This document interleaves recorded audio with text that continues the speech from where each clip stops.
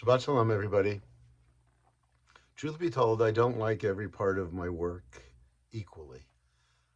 But what I've realized is it's not divided between the joyous and the sad, but rather it's divided between the mundane, the administrative, and the places of real human connection and human interaction. And so I obviously love that part of my work when I get to speak with people, particularly one on one during significant moments of people's lives. I meet regularly with B'nai Mitzvah kids, Bar and Bat Mitzvah boys and girls, and their parents. And we talk about the meaning of the moment.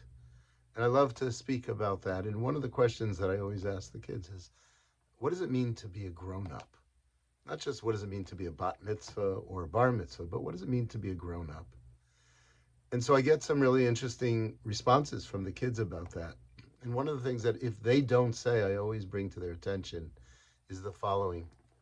I say, remember when you were a little kid, whatever happened, you were concerned about in terms of how it impacted you. If your needs were met, then you were happy. If you were gratified, then you felt good. And if you didn't get what you wanted to get, then you would be sad and your life would be miserable.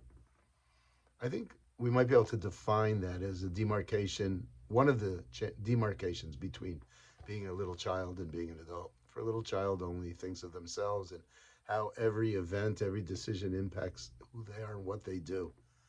But an adult thinks about themselves in different ways.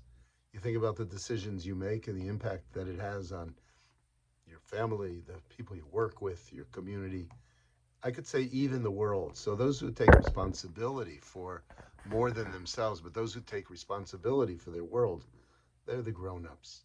Sadly, unfortunately, what we see in our world today is there are a lot of people who have the chronological age of adults, but really they act like children. It's just about getting their own needs satisfied and fulfilled.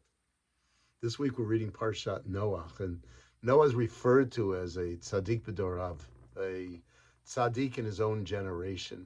And the question, of course, is asked is why is he called that instead of just being called a tzaddik, a righteous person?